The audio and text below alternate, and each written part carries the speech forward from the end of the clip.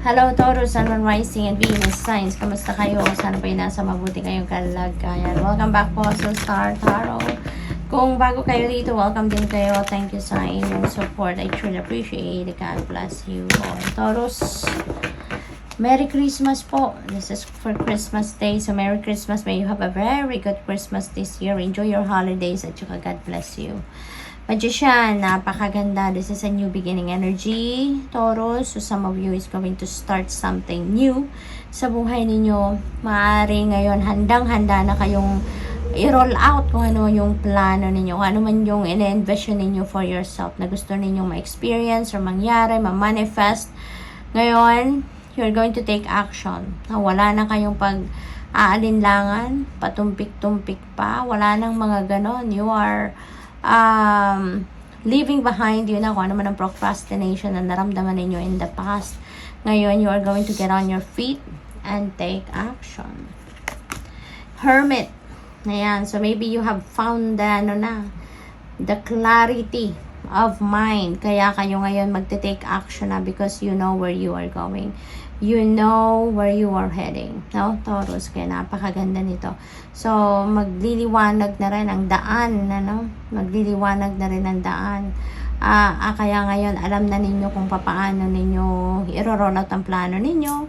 You've found already, the right path, siguro, kaya handa na kayong mag-take action, which is really good. 5 of Cups, sadness. Kaya din siguro, kailangan ninyo ngayon na mag-reflect. Kailangan ninyo na mag-spend time alone.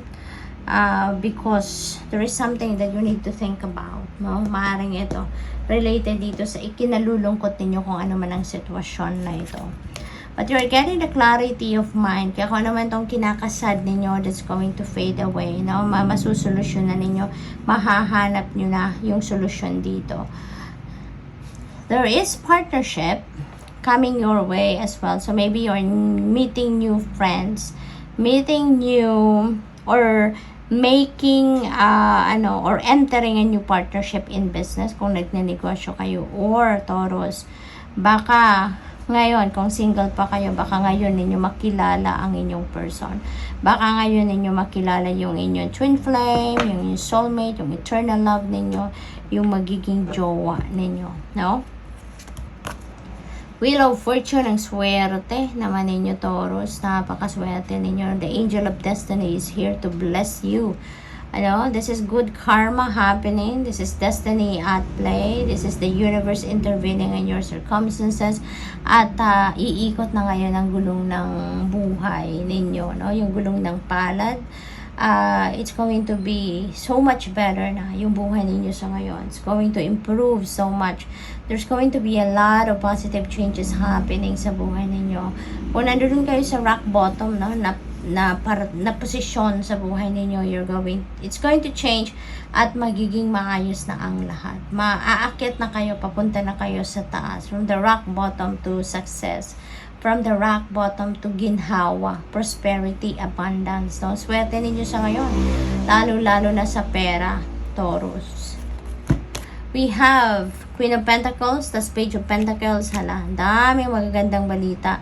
Mayroong mga balita about opportunity rito na pagkakaperahan or maghahatid ng prosperity and abundance sa inyo. Financial comfort, freedom, masaya ang swerte ninyo. There is LUCK. So, ang swerte-swerte ninyo sa ngayon. Mababalot kayo ng good luck and good fortune. Lalo-lalo na pagdating sa pera, Taurus. Siguro maraming magbibigay sa iyo ng pera sa ngayon. Maraming magre-regalo. At the same time, maraming bonuses siguro na makukuha kayo. Malalaking tip, depende sa inyong trabaho.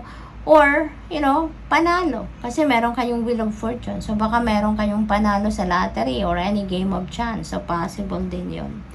Baka meron din kayong binibentang lupa, bahay, ganon. So, maaaring ngayon makukuha nyo na rin ang bayad nito. No? So, yun din na napipick up ko dyan.